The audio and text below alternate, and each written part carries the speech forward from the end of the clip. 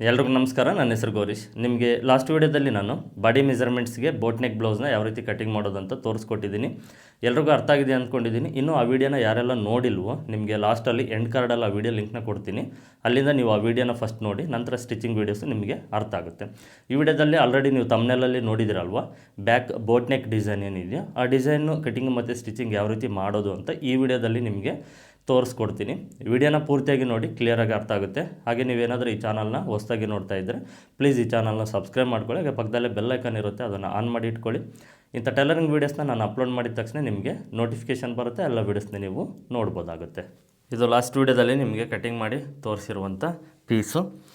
ಇದರಲ್ಲಿ ಫಸ್ಟ್ ಈ ವಿಡಿಯೋದಲ್ಲಿ ನಾನು ನಿಮಗೆ ಬ್ಯಾಕ್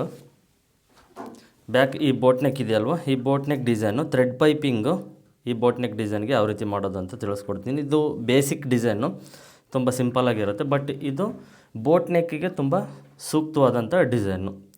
ಈ ಡ್ರಾಪ್ ಹೋಲ್ ಶೇಪು ಮತ್ತು ಈ ಬೋಟ್ ನೆಕ್ ಶೇಪ್ ಏನಿದೆ ಇದು ತುಂಬ ಅಟ್ರಾಕ್ಟಿವ್ ಆಗಿ ಕಾಣಿಸುತ್ತೆ, ನೀಟಾಗಿರುತ್ತೆ. ಇದರಲ್ಲಿ ಡೀಪು ಇನ್ನೂ ಸ್ವಲ್ಪ ಜಾಸ್ತಿ ಮಾಡ್ಬೋದು, ಬ್ರಾಡು ಸ್ವಲ್ಪ ಜಾಸ್ತಿ ಮಾಡ್ಬೋದು. ಡೀಪು ಮತ್ತು ಬ್ರಾಡ್ ಎರಡು ಜಾಸ್ತಿ ಬೇಕಂದರೆ ಈ ನೆಕ್ಕು ತುಂಬ ಪರ್ಫೆಕ್ಟ್ ಇರುತ್ತೆ. ಇದನ್ನು ನಾನು ರಫಾಗಿ ಮಾರ್ಕ್ ಮಾಡಿದ್ದೆ ಕಟಿಂಗಲ್ಲಿ ನಿಮಗೆ ಲಾಸ್ಟ್ ವೀಡಿಯೋದಲ್ಲಿ. ಈಗ ಇದನ್ನು ಒಂದು ಸ್ವಲ್ಪ ಕರೆಕ್ಷನ್ ಮಾಡ್ಕೊಳ್ತೀನಿ.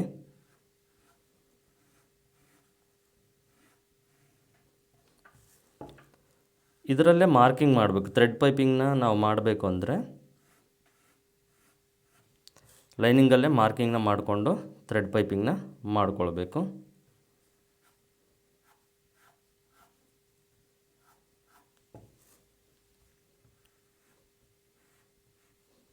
ನಾನಿಲ್ಲಿ 1 ಇಂಚು ಗ್ಯಾಪ್ ಬಿಡ್ತಾಯಿದ್ದೀನಿ. ಇಲ್ಲಿ ಟೈಯಿಂಗ್ನ ಹಾಕ್ತೀನಿ. ಈ ನೆಕ್ಕಿಗೆ ಟೈಯಿಂಗ್ನ ಹಾಕಿದರೆ ತುಂಬ ಚೆನ್ನಾಗಿರುತ್ತೆ. 1 ಇಂಚು, ಓಕೆನಾ? 1 ಇಂಚು ಇಲ್ಲಿ 1 ಇಂಚ್ ಗ್ಯಾಪ್ನ ಬಿಟ್ಟು ಇಲ್ಲಿಂದ ಮತ್ತೆ ಈ ಬೋಟ್ ನೆಕ್ ಶೇಪ್ನ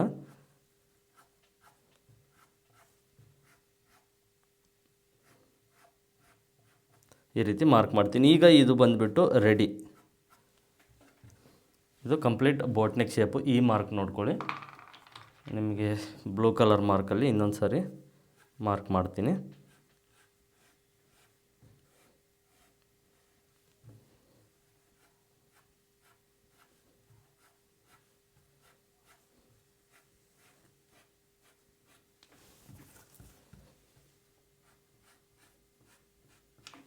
ಈಗ ಬ್ಲೂ ಕಲರ್ ಮಾರ್ಕಲ್ಲಿ ಮಾಡಿದ್ದೀನಲ್ವ, ಇದು ರೆಡಿ ಮಾರ್ಕಿಂಗು ಬೋಟ್ ನೆಕ್ಕು ಈ ಡಿಸೈನ್ಗೆ, ಓಕೆನಾ? ಇದನ್ನು ಕಟ್ ಮಾಡಬೇಕಾದ್ರೆ ನಾನು 1/4 ಇಂಚು ಮಾರ್ಜಿನ್ ಬಿಟ್ಟು ಕಟ್ ಮಾಡ್ತೀನಿ. ನೀವು ಅಷ್ಟೇ ಈ ರೀತಿ ಈ ಡಿಸೈನ್ನ ನೀವು ಸ್ಟಿಚಿಂಗ್ ಮಾಡುವಾಗ ಈ ರೀತಿ ಮಾರ್ಕ್ ಮಾಡಿ 1/4 ಇಂಚು ಮಾರ್ಜಿನ್ನ ಬಿಟ್ಟು ಕಟ್ ಮಾಡಿ. ಅದು ರೆಡಿ ಮಾರ್ಕ್ ಮಾಡಿರೋದು. ಬ್ರಾಡು ನೀವು ನೋಡ್ಕೊಳ್ಬೇಕು. ಈ ಬ್ರಾಡು ನಿಮ್ಗಾಗಲೇ ಡಿಸೈನ್ ಮಾರ್ಕ್ ಮಾಡಿದ ತಕ್ಷಣವೇ ಪರ್ಫೆಕ್ಟ್ ಇದೆ ಬ್ರಾಡು ಓಕೆ ಅನಿಸಿದರೆ ನೀವು ಈಸಿಯಾಗಿ ಆ ಮಾರ್ಕ್ನ ಬಿಟ್ಟು ಸ್ವಲ್ಪ ಮಾರ್ಜಿನ್ ಬಿಟ್ಟು ಕಟ್ ಮಾಡಿದರೆ ಆಯಿತು. ಅದು ರೆಡಿ ಬರುತ್ತೆ ಸ್ಟಿಚಿಂಗ್ ಅಲ್ಲಿಗೆ, ಓಕೆನಾ? ನೋಡ್ತಾ ಇದ್ದೀರಲ್ವ ಈ ರೀತಿ. ಇದು ತುಂಬ ಚೆನ್ನಾಗಿರುತ್ತೆ. ನಿಮ್ಗೆ ಡಿಸೈನ್ ಕಂಪ್ಲೀಟ್ ಆದಾಗ ತೋರಿಸ್ತೀನಿ. ಇದು ಈಗ ಇದರಲ್ಲೊಂದು ನಿಮಗೇನು ಅಂದರೆ ನಿಮಗೆ ಈ ಬೋಟ್ ನೆಕ್ ಶೇಪು ಮತ್ತು ಈ ಕೆಳಗಡೆ ಸೈಡು ಎರಡೂ ಕಡೆ ಒಟ್ಟಿಗೆ ಪಕ್ಕ ಮಾಡೋದು ತೋರಿಸ್ಕೊಡ್ತೀನಿ. ಅದು ಥ್ರೆಡ್ ಪೈಪಿಂಗು. ಈ ಥ್ರೆಡ್ ಪೈಪಿಂಗ್ನ ನಾನು ಆಲ್ರೆಡಿ ರೆಡಿ ಮಾಡ್ಕೊಂಡಿದ್ದೀನಿ, ಮತ್ತು ಡೋರಿ ಕ್ಯಾಪು ರೆಡಿ ಮಾಡ್ಕೊಂಡಿದ್ದೀನಿ. ಈ ಥ್ರೆಡ್ ಪೈಪಿಂಗ್ ರೆಡಿ ಮಾಡೋದು ಯಾವ ರೀತಿ ಅಂತ ಒಂದು ವೀಡಿಯೋದಲ್ಲಿ ಸಪ್ರೇಟಾಗಿ ತಿಳಿಸ್ಕೊಡ್ತೀನಿ. ಹಾಗೆ ಈ ಗೋಡನು ಅಷ್ಟೇ. ಈ ಟೆನ್ಷನ್ ಇದೆಯಲ್ವಾ, ಇದು ಡಬಲ್ ಟೆನ್ಷನ್ನಲ್ಲೇ ನಾವು ಥ್ರೆಡ್ ಪೈಪಿಂಗ್ನ ರೆಡಿ ಮಾಡ್ಬೋದು, ಕಂಪ್ಲೀಟ್ ಸ್ಟಿಚಿಂಗ್ ಮಾಡ್ಬೋದು. ಸಿಂಗಲ್ ಗೋಡ ಏನು ಅವಶ್ಯಕತೆ ಇರೋದಿಲ್ಲ. ಇದನ್ನೊಂದು ಸ್ವಲ್ಪ ಕ್ರಾಸ್ ಮಾಡ್ಕೊಳ್ಬೇಕು. ಇದೇನು ಅಂದರೆ ಜಾಕ್ ಮಿಷನಲ್ಲಾದರೆ ಈ ಎರಡನೇ ಕ್ಯಾಪ್ ಇದೆಯಲ್ವ, ಈ ಕ್ಯಾಪ್ನ ಓಪನ್ ಮಾಡಿದರೆ ಒಳಗಡೆ ಸ್ಕ್ರೂ ಕಾಣುತ್ತೆ. ಅದನ್ನು ಸ್ವಲ್ಪ ಲೂಸ್ ಮಾಡಿಕೊಂಡು ಇದನ್ನು ಅಡ್ಜಸ್ಟ್ ಮಾಡ್ಕೊಂಡು ಮತ್ತೆ ಅದು ಟೈಟ್ ಮಾಡ್ಕೊಳ್ಬೋದು. ನಾರ್ಮಲ್ ಮಿಷನ್ನಲ್ಲಾದರೆ ಇದನ್ನು ಸ್ಕ್ರೂ ಡ್ರೈವರಿಂದ ಹಾಗೆ ಹೀಗೆ ತಿರುವಿದರೆ ಹಾಗೆ ಇದು ತಿರುಗುತ್ತೆ. ಆ ರೀತಿ ಅಡ್ಜಸ್ಟ್ ಮಾಡ್ಬೋದು. ಅದು ನಿಮಗೆ ಒಂದು ವೀಡಿಯೋದಲ್ಲಿ ನಾರ್ಮಲ್ ಮಿಷನ್ ಮತ್ತು ಜಾಕ್ ಮಿಷನ್ನು ಈ ಎರಡು ಮಿಷನ್ನಲ್ಲಿ ಈ ಗೋಡನ ಯಾವ ರೀತಿ ಮಾಡಬೇಕು ಈ ಥ್ರೆಡ್ ಪೈಪಿಂಗ್ ರೆಡಿ ಮಾಡೋದಕ್ಕೆ, ಸ್ಟಿಚಿಂಗ್ ಮಾಡೋದಕ್ಕೆ ಅನ್ನೋದು ಒಂದು ವೀಡಿಯೋದಲ್ಲಿ ಸಪ್ರೇಟಾಗಿ ತಿಳಿಸ್ಕೊಡ್ತೀನಿ. ನೀವು ವೀಡಿಯೋಸ್ನ ರೆಗ್ಯುಲರಾಗಿ ನೋಡಿ. ಯಾವುದಾದ್ರೂ ಒಂದು ವೀಡಿಯೋದಲ್ಲಿ ನಿಮಗೆ ಅಪ್ಡೇಟ್ ಅಂತೂ ಕಂಪಲ್ಸರಿ ನಾನು ಮಾಡ್ತೀನಿ, ಓಕೆನಾ? ಈಗ ನೀವು ಈ ಫಸ್ಟು ಈ ಕೆಳಗಡೆ ಸೈಡು ಈ ಮಾರ್ಜಿನ್ ಇದೆ ನೋಡಿ, ಓಕೆನಾ. ಕೆಳಗಡೆ ಸೈಡ್ ಮಾರ್ಜಿನ್ ಏನಿದೆಯೋ ಈ ಮಾರ್ಜಿನ್ಗೆ ಕರೆಕ್ಟಾಗಿ ಈ ಥ್ರೆಡ್ ಪೈಪಿಂಗ್ನ ಈ ರೀತಿ ಇಟ್ಕೊಳ್ಬೇಕು. ಕಚ್ಚಾ ಈ ಕಡೆ ಸೈಡ್ ಇರಲಿ, ಕಚ್ಚಾ ಈ ಕಡೆ ಸೈಡ್ ಇರಲಿ, ಥ್ರೆಡ್ಡು ಆ ಕಡೆ ಸೈಡ್ ಇರಲಿ. ಗಮನ ಇಟ್ಟು ನೋಡಿ. ಈಗ ಥ್ರೆಡ್ಡು ಈ ಕಡೆ ಸೈಡ್, ಕಚ್ಚಾ ಈ ಕಡೆ ಸೈಡ್ ಇರಲಿ, ಈ ಥ್ರೆಡ್ ಇರೋದು ಆ ಕಡೆ ಮೇಲ್ಗಡೆ ಸೈಡ್ ಇರಲಿ, ಓಕೆನಾ.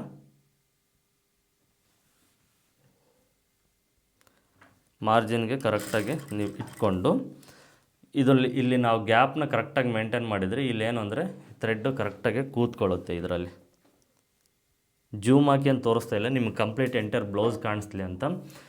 ಇದು ನಾವು ಇಲ್ಲಿ ಟೆನ್ಷನ್ನಲ್ಲಿ ಗ್ಯಾಪ್ ಕರೆಕ್ಟಾಗಿ ಕೊಟ್ಟಿದ್ದೀವಿ ಅಂದರೆ ಈ ಥ್ರೆಡ್ಡು ಆ ಗ್ಯಾಪಲ್ಲೇ ಇರುತ್ತೆ, ಸ್ಟಿಚ್ಚು ಕರೆಕ್ಟಾಗಿ ಬರುತ್ತೆ.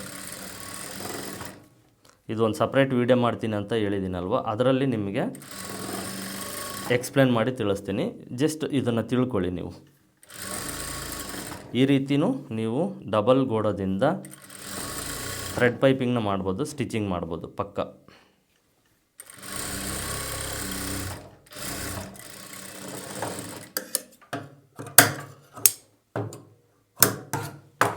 ಈ ರೀತಿ ಫಸ್ಟ್ ಇದನ್ನು ರೆಡಿ ಮಾಡ್ಕೊಳ್ಬೇಕು. ನೆಕ್ಸ್ಟ್ ಹಾಗೆ ನೆಕ್ಕಿಗೂ ಅಷ್ಟೇ ಥ್ರೆಡ್ ಪೈಪಿಂಗ್ನ ಅಟ್ಯಾಚ್ ಮಾಡ್ಕೊಳ್ಬೇಕು. ಇದು ಅಷ್ಟೇ ನೋಡಿ, ಕಚ್ಚಾ ಯಾವ ಕಡೆ ಇರಬೇಕು ಅಂದರೆ ಕಚ್ಚಾ ನೆಕ್ ಕಡೆ ಇರಬೇಕು, ಥ್ರೆಡ್ಡು ಈ ಕಡೆ ಸೈಡ್ ಇರಬೇಕು.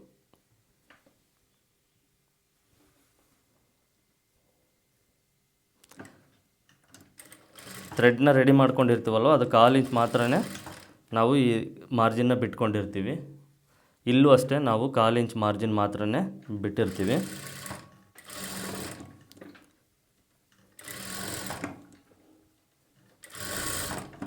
ಈ ಶೇಪ್ ಹತ್ರ ಬಂದಾಗ ಇದನ್ನು ಈ ರೀತಿ ಫೋಲ್ಡ್ ಮಾಡಿ ಆದರೂ ನೀವು ಸ್ಟಿಚ್ ಮಾಡ್ಬೋದು. ಇಲ್ಲ ಅಂದರೆ ಕರೆಕ್ಟಾಗಿ ಮಾರ್ಜಿನ್ ಹತ್ರ ಸ್ಟಾಪ್ ಮಾಡಿ ನೋಡಿ, ಈ ರೀತಿ ರಿವರ್ಸ್ ಮಾಡಿಕೊಂಡು ನೀಡಲ್ಲೂ ಇದರೊಳಗಡೆನೇ ಇರಬೇಕು.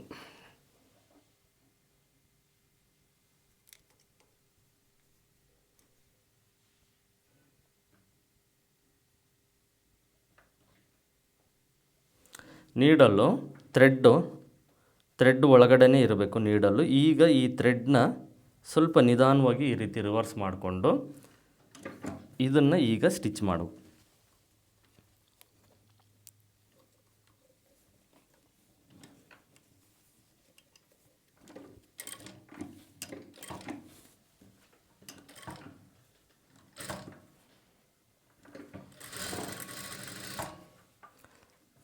ಇದು ನೀವು ಪ್ರಾಕ್ಟೀಸ್ ಮಾಡಬೇಕು, ಅಂದರೆ ಅಷ್ಟು ಬೇಗ ಬರೋದಿಲ್ಲ.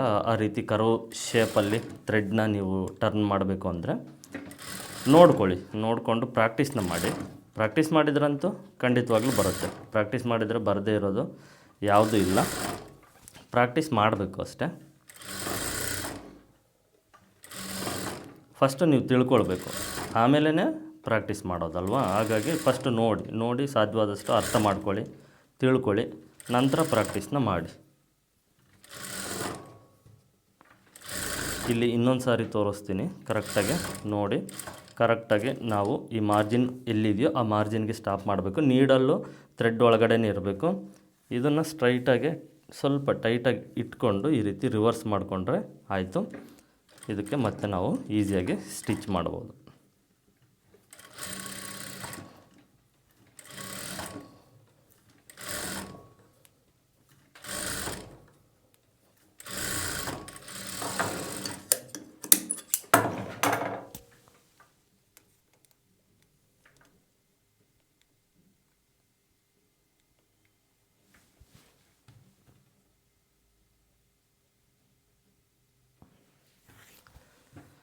ಈಗ ನಾವು ಈ ಕೆಳಗಡೆ ಸೈಡು ಮತ್ತು ನೆಕ್ಕಿಗೆ ಕಂಪ್ಲೀಟಾಗಿ ಅಟ್ಯಾಚ್ ಮಾಡಿಕೊಂಡ ನಂತರ ನೋಡಿದ್ರಲ್ವ ಯಾವ ರೀತಿ ಅಟ್ಯಾಚ್ ಮಾಡ್ಕೊಳ್ಬೇಕು ಅಂತ. ಈ ರೀತಿ ನೀವು ಇದನ್ನು ನೆನಪಿನಲ್ಲಿ ಇಟ್ಕೊಳ್ಳಿ, ನಂತರ ಪ್ರಾಕ್ಟೀಸು ಮಾಡಿ. ಮೇನ್ ಫ್ಯಾಬ್ರಿಕ್, ಮೇನ್ ಕ್ಲಾತ್ನ ತಗೊಂಡು ಇದು ಸೀದಾ ಕೆಳಗಡೆ ಇರೋದು ಉಲ್ಟಾ, ಸೀದಾ, ಓಕೆನಾ. ಸೀದಾ ಮೇಲೆ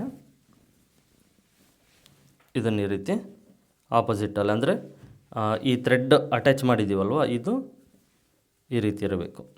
ನೋಡ್ಕೊಳ್ಳಿ, ಥ್ರೆಡ್ ಅಟ್ಯಾಚ್ ಮಾಡಿರೋದು ಒಳಗಡೆ ಸೈಡ್ ಇರಬೇಕು, ಓಕೆನಾ. ಕರೆಕ್ಟಾಗಿ ಫ್ಯಾಬ್ರಿಕ್ಕು ಮತ್ತು ಲೈನಿಂಗ್ ಎರಡನ್ನೂ ಅಡ್ಜಸ್ಟ್ ಮಾಡಿಕೊಂಡು ಮಾರ್ಜಿನ್ಸ್ ಬಿಟ್ಟಿರ್ತೀರಲ್ವ ಅದು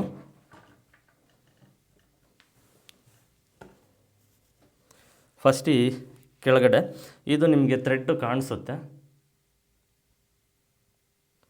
ಜೂಮ್ ಹಾಕಿ ತೋರಿಸಿದ್ನಲ್ಲ, ನಾವು ಪೈಪಿಂಗ್ ಅಟ್ಯಾಚ್ ಮಾಡಿದ್ದೀವಲ್ವ, ಈ ಪೈಪಿಂಗ್ ಅಟ್ಯಾಚ್ ಮಾಡಿರುವಂಥ ಥ್ರೆಡ್ ಕಾಣಿಸುತ್ತಲ್ವ, ಈ ಥ್ರೆಡ್ಡು ಏನು ಕಾಣಿಸುತ್ತೋ ಈ ಥ್ರೆಡ್ ಮೇಲೇ ನಾವು ಮತ್ತೆ ಸ್ಟಿಚ್ಚನ್ನ ಮಾಡ್ಕೊಳ್ಬೇಕು.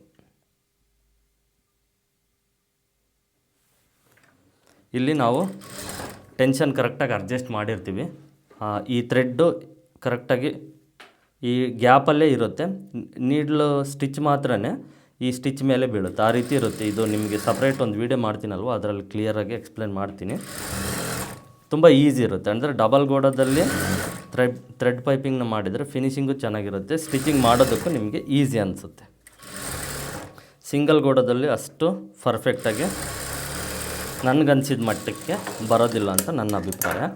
ಸಿಂಗಲ್ ಗೋಡದಲ್ಲೂ ಚೆನ್ನಾಗಿ ಫಿನಿಶಿಂಗ್ ಬರುತ್ತೆ, ಬಟ್ ಡಬಲ್ ಗೋಡ ಅಷ್ಟು ಬೆಟರು ಸಿಂಗಲ್ ಗೋಡದಲ್ಲಿ ಇರೋದಿಲ್ಲ. ಇದೊಂದು ಸ್ವಲ್ಪ ಮಾರ್ಜಿನ್ ಕಟ್ ಮಾಡ್ಕೊಳ್ಳಿ.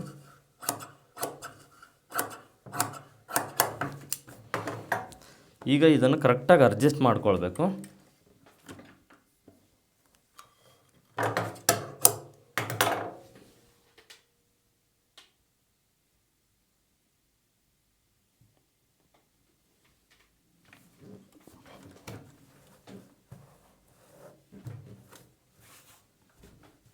ಸ್ಟಿಚ್ ಮಾಡಿದ ನಂತರ ಈ ಲೈನಿಂಗು ಮತ್ತು ಮೇನ್ ಕ್ಲಾತ್ ಎರಡು ಕರೆಕ್ಟಾಗಿ ಅಡ್ಜಸ್ಟ್ ಮಾಡ್ಕೊಳ್ಬೇಕು, ಸುಕ್ಕಿರಬಾರ್ದು, ಇಲ್ಲಿ ಯಾವುದೇ ರೀತಿಯ ಸುಕ್ಕು ಇರಬಾರ್ದು, ಓಕೆನಾ. ನೀಟಾಗಿ ಈ ರೀತಿ ಬೇಕಾದರೂ ಒಂದು ಸಾರಿ ನೀವು ಲೈಟಾಗಿ ಐರನ್ನು ಮಾಡ್ಕೊಳ್ಬೋದು, ನಿಮ್ಗಷ್ಟು ಇದು ಸುಕ್ಕಾಗಿದ್ದರೆ ನೀಟಾಗಿ ಈ ರೀತಿ ಅಡ್ಜಸ್ಟ್ ಮಾಡಿಕೊಂಡು ನೋಡಿ ಮೇಲ್ಗಡೆಯಿಂದ ಒಂದೇ ಸಾರಿ ಸ್ಟಿಚ್ಚನ್ನ ಮಾಡ್ಕೊಳ್ಬೇಕು.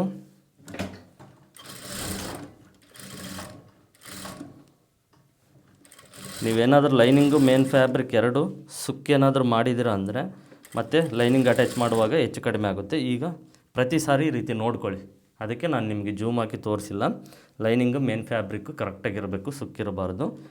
ಸ್ವಲ್ಪ ಸ್ಟಿಚ್ ಮಾಡಿದ ನಂತರ ಪ್ರತಿ ಸಾರಿ ನೋಡಿಕೊಂಡು ಸ್ಟಿಚ್ ಮಾಡಬೇಕು. ಈಗ ನೋಡಿ ಈ ಡೋರಿನ ಹ್ಯಾಂಗಿಂಗ್ಸು ಕ್ಯಾಪ್ಸು ಡೋರಿ ರೆಡಿ ಮಾಡ್ಕೊಂಡಿದ್ದೀನಿ ಆಲ್ರೆಡಿ. ಇದು ಏನಂದರೆ ಇದು ಒಳಗಡೆ ಸೈಡಿಂದನೇ ನಾವು ಇಟ್ಟು ಪಕ್ಕ ಮಾಡೋದು, ಸ್ಟಿಚ್ ಮಾಡೋದು. ಇಲ್ಲಿ ಕರು ಶೇಪ್ ಏನಿದೆಯೋ ಅಲ್ಲಿ ಕರೆಕ್ಟಾಗಿ ಸ್ಟಾಪ್ ಮಾಡಿದ ನಂತರ ಇಲ್ಲಿ ಈ ಡೋರಿನ ಕರೆಕ್ಟಾಗಿ ಈ ರೀತಿ ಇಟ್ಟು ಒಳಗಡೆಯಿಂದ ಲೈನಿಂಗು ಒಳಗಡೆ, ಓಕೆನಾ, ಲೈನಿಂಗ್ ಒಳಗಡೆ ಕರೆಕ್ಟಾಗಿ ಇಟ್ಟು ಇಲ್ಲಿ ನೀವು ಇದನ್ನು ಲೈಟಾಗಿ ಈ ರೀತಿ ರಫ್ ಮಾಡಿ ನಂತರ ಸ್ಟಿಚ್ ಮಾಡಿ. ಇದು ಒಟ್ಟಿಗೆ ಪಕ್ಕ ಆಗೋದು, ಕಚ್ಚಾ ಎಲ್ಲೂ ನಿಮಗೆ ಕಾಣಿಸೋದಿಲ್ಲ.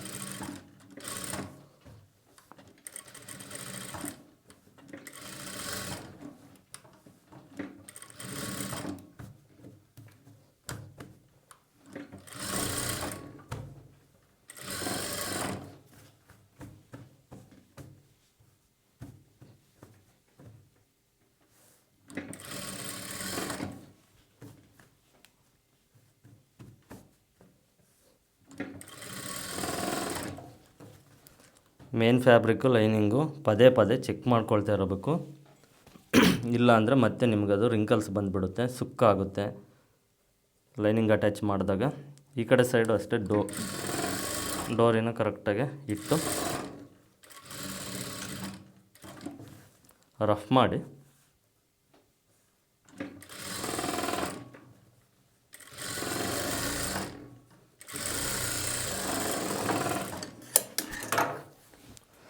ಈಗ ಈ ಒಳಗಡೆ ಸೈಡು ಮಾರ್ಜಿನ್ ನಾವು 1/4 ಇಂಚ್ ಏನು ಬಿಟ್ಟಿದ್ದೀವೋ 1/4 ಇಂಚಿಗೆ ಪ್ರಕಾರವಾಗಿ ಕರೆಕ್ಟಾಗಿ ಮೇನ್ ಫ್ಯಾಬ್ರಿಕ್ಕು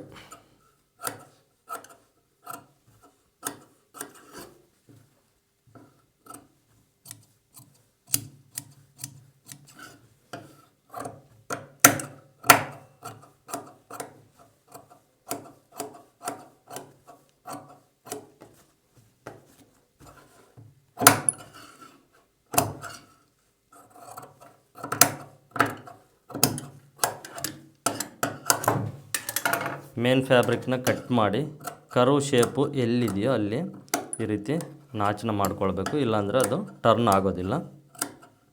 ಮತ್ತು ಥ್ರೆಡ್ ಕಟ್ ಆಗಬಾರ್ದು. ಥ್ರೆಡ್ ಕಟ್ ಆಯಿತು ಅಂದರೆ ಮತ್ತು ನಾವು ಥ್ರೆಡ್ ಪೈಪಿಂಗ್ ಮಾಡಿರೋ ಸ್ಟಿಚ್ಚು ಹೋಗುತ್ತೆ, ಮತ್ತು ಅಟ್ಯಾಚ್ ಮಾಡಿರೋದು ಹೋಗುತ್ತೆ. ತುಂಬ ಹುಷಾರಾಗಿ ಸೀಜರು ಶಾರ್ಪ್ ಇರುತ್ತೆ, ನೋಡಿಕೊಂಡು ನಾಚನ ಮಾಡ್ಕೊಳ್ಬೇಕು. ಇಲ್ಲಾಂದರೆ ಮತ್ತೆ ಸ್ಟಿಚಿಂಗ್ ಮಾಡಿದ ಮೇಲೆ ಅದನ್ನು ಬಿಚ್ಚೋದಕ್ಕೂ ಆಗೋಲ್ಲ, ರೆಡಿ ಮಾಡೋದಕ್ಕೂ ಆಗೋಲ್ಲ. ಬ್ರಾಡು ಮತ್ತೆ ಜಾಸ್ತಿ ಆಗುತ್ತೆ, ತುಂಬಾ ಸಮಸ್ಯೆ ಆಗುತ್ತೆ. ಈ ರೀತಿ ಕಟ್ ಮಾಡಬೇಕಾದ್ರೆ ಸ್ವಲ್ಪ ಹುಷಾರಾಗಿ ನೋಡಿಕೊಂಡು ಕಟ್ ಮಾಡಿ. ಇಷ್ಟು. ಈಗ ಇದನ್ನು ಈ ಡೀಪ್ ಗ್ಯಾಪ್ ಇದೆ ನೋಡಿ, ಇಲ್ಲಿಂದ ರಿವರ್ಸ್ ಮಾಡ್ಕೊಳ್ಬೇಕು.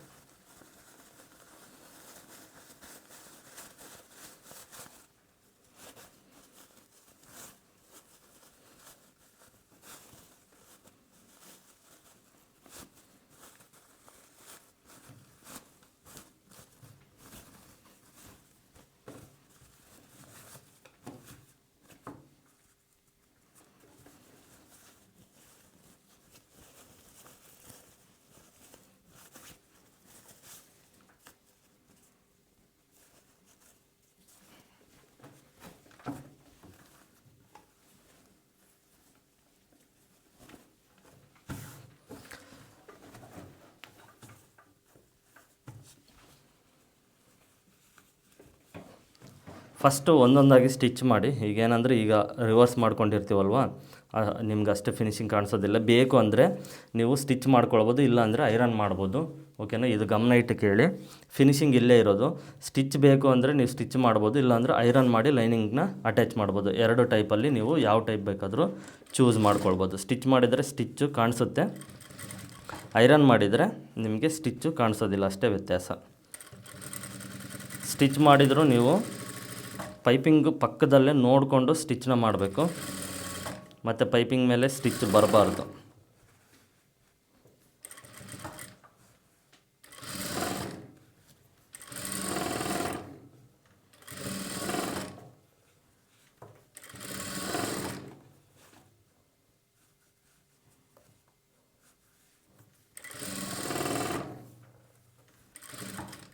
ಬುಟಿಕಲ್ಲಾದರೆ ಪ್ರತಿ ಸಾರಿ ಐರನ್ ಅಂತೂ ಕಂಪಲ್ಸರಿ. ಈ ರೀತಿ ಸ್ಟಿಚ್ ಮಾಡಿದ ನಂತರ ಐರನ್ ಮಾಡ್ಕೊಳ್ತಾರೆ. ನೀವು ಐರನ್ ಮಾಡ್ಕೊಳ್ಳೋದಾದರೆ ಐರನ್ ಮಾಡ್ಕೊಳ್ಬೋದು, ನಿಮ್ಮ ಇಷ್ಟ.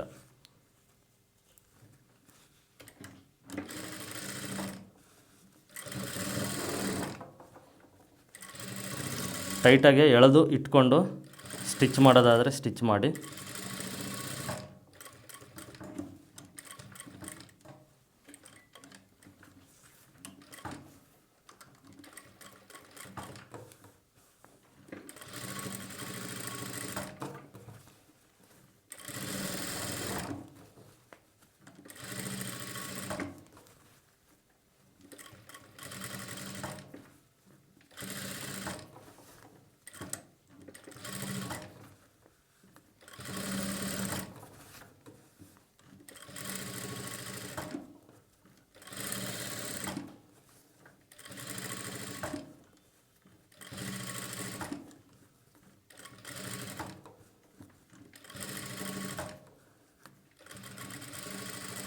ನಾನು ಯಾವ ರೀತಿ ಸ್ಟಿಚಿಂಗ್ ಮಾಡ್ತೀನೋ ಒಂದು ಸ್ವಲ್ಪ ಗಮನ ಇಟ್ಟು ನೋಡಿ, ನಿಧಾನವಾಗಿ ಕ್ಲಾತ್ನ ಕೈಯಲ್ಲಿ ಯಾವ ರೀತಿ ಹ್ಯಾಂಡ್ಲಿಂಗ್ ಮಾಡ್ತೀನಿ, ಅದನ್ನು ಯಾವ ರೀತಿ ಸ್ಟಿಚ್ ಮಾಡ್ತೀನಿ, ಅದನ್ನು ಒಂದು ಸ್ವಲ್ಪ ಗಮನ ಇಟ್ಟು ನೋಡಿ. ಅದು ತುಂಬಾ ಇಂಪಾರ್ಟೆಂಟು ನಿಮಗೆ.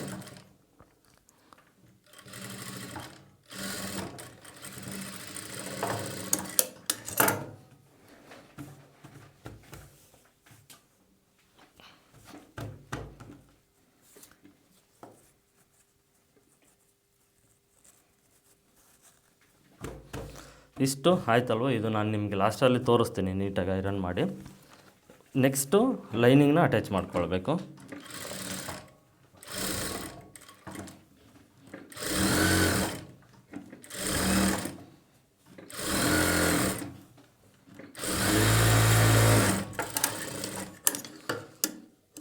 ಈ ಎಕ್ಸ್ಟ್ರಾ ಮೇನ್ ಕ್ಲಾತ್ ಏನಿದೆಯೋ ನೀಟಾಗಿ ಕಟ್ ಮಾಡಿ. ಲೈನಿಂಗ್ ಕಟ್ ಆಗಬಾರ್ದು, ಶೇಪು ಅಷ್ಟೇ. ಲೈನಿಂಗಲ್ಲಿ ಯಾವ ರೀತಿಯಾದರೆ ಶೇಪ್ ಇರುತ್ತೋ ಸೇಮ್ ಅದೇ ರೀತಿಯೇ ಮೇನ್ ಕ್ಲಾತು ನೋಡಿಕೊಂಡು ಕಟ್ ಮಾಡಬೇಕು.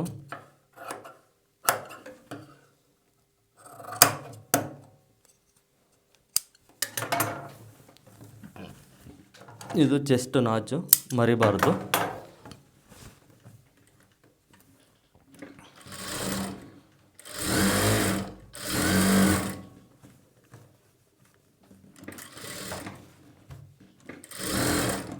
ಲೈನಿಂಗ್ ಅಟ್ಯಾಚ್ ಮಾಡಬೇಕಾದ್ರೆ ಅಷ್ಟೇ ಲೈನಿಂಗ್ನ ಮೇನ್ ಫ್ಯಾಬ್ರಿಕ್ನ ಸ್ವಲ್ಪ ನೋಡ್ಕೊಳ್ಬೇಕು ನೀಟಾಗಿ.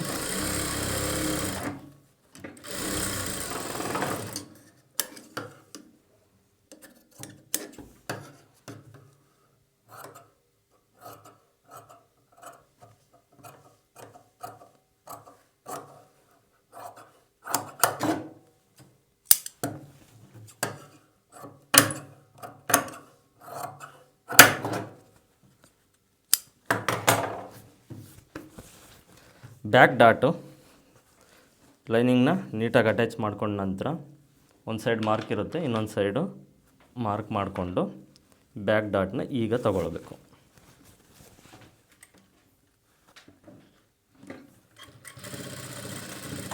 ರಫ್ ಮಾಡಿ ಒಳಗಡೆ ಸೈಡು ಮೇನ್ ಕ್ಲಾತು ಮತ್ತು ಲೈನಿಂಗ್ ಎರಡು ನೀಟಾಗಿರಬೇಕು. ಒಂದು ಸರಿ ಚೆಕ್ ಮಾಡ್ಕೊಳ್ಳಿ. ಕೆಲವು ಟೈಮ್ ಏನಂದರೆ ಮೇನ್ ಕ್ಲಾತು ಅಷ್ಟು ನೀಟಾಗಿ ಫೋಲ್ಡ್ ಆಗೋದಿಲ್ಲ.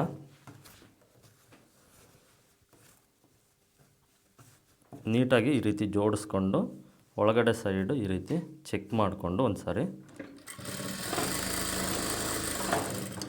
ಡಾಟ್ನ ಸ್ಟಿಚ್ ಮಾಡಿ.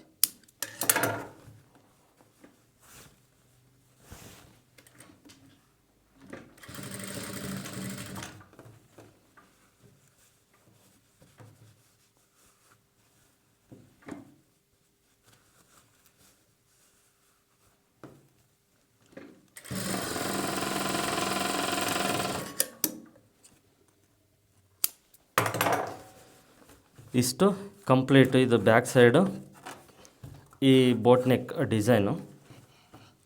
ಓಕೆನಾ? ಇದನ್ನೊಂದು ಸಾರಿ ನಾನು ನೀಟಾಗಿ ಐರನ್ ಮಾಡಿ ನಿಮಗೆ ಕಂಪ್ಲೀಟ್ ಫಿನಿಶಿಂಗು. ನೀವು ಬ್ಲೌಸು ತಮ್ಮನೆಲ್ಲಲ್ಲಿ ನೋಡಿದ್ರಲ್ವಾ ಆಲ್ರೆಡಿ, ಬ್ಲೌಸ್ ಹಾಕ್ಕೊಂಡಾಗ ಅದು ಡಿಸೈನ್ ಯಾವ ರೀತಿ ಕಾಣಿಸುತ್ತೆ, ಎಷ್ಟು ಫಿನಿಶಿಂಗ್ ಇದೆ ಅನ್ನೋದು ಅಷ್ಟಿರುತ್ತೆ. ನಾನೊಂದು ಸಾರಿ ಐರನ್ ಮಾಡಿ ನಿಮಗೆ ತೋರಿಸ್ತಾರೆ ಐರನ್ ಮಾಡಿದಾಗ ಯಾವ ರೀತಿ ಇರುತ್ತೆ ಸ್ಟಿಚಿಂಗ್ ಮಾಡಿದಾಗ ಅನ್ನೋದು. ಇಷ್ಟು ಓಕೆ. ನಿಮಗಿದು ಅರ್ಥ ಆಗಿದೆ ಅಂದ್ಕೊಂಡಿದ್ದೀನಿ. ಥ್ರೆಡ್ ಪೈಪಿಂಗಿಂದ ಈ ಬೋಟ್ ನೆಕ್ ಶೇಪು ಮತ್ತು ಈ ಕೆಳಗಡೆ ಯಾವ ರೀತಿ ಪಕ್ಕ ಮಾಡಬೇಕು ಒಂದೇ ಸಾರಿ, ಮತ್ತು ಯಾವ ರೀತಿ ಹ್ಯಾಂಡ್ಲಿಂಗ್ ಮಾಡಬೇಕು ಏನು ಅನ್ನೋದು ಕಂಪ್ಲೀಟಾಗಿ ನೋಡಿದ್ರಲ್ವ. ಇದು ಅರ್ಥ ಆಗಿದೆ ಅಂದ್ಕೊಂಡಿದ್ದೀನಿ. ಓಕೆ. ಹಾಗೆ ಈ ವಿಡಿಯೋ ನಿಮಗೆ ಯೂಸ್ ಆಗಿದೆ ಅಂದ್ಕೊಂಡಿದ್ದೀನಿ. ಯೂಸ್ ಆಗಿದ್ದರೆ ಪ್ಲೀಸ್ ಈ ವಿಡಿಯೋಗೆ ಒಂದು ಲೈಕ್ ಮಾಡಿ, ಸಾಧ್ಯವಾದರೆ ಈ ವಿಡಿಯೋನ ಶೇರ್ ಮಾಡಿ. ನಿಮಗೆ ಐರನ್ ಮಾಡಿ ತೋರಿಸ್ತೀನಿ. ಹಾಗೆ ಮುಂದಿನ ವಿಡಿಯೋದಲ್ಲಿ ಸಿಗೋಣ ಅಂತ ತಿಳಿಸ್ತಾ ಇಲ್ಲಿಗೆ ಈ ವಿಡಿಯೋನ ಎಂಡ್ ಮಾಡ್ತಿದ್ದೀನಿ. ಎಲ್ಲರಿಗೂ ಧನ್ಯವಾದಗಳು.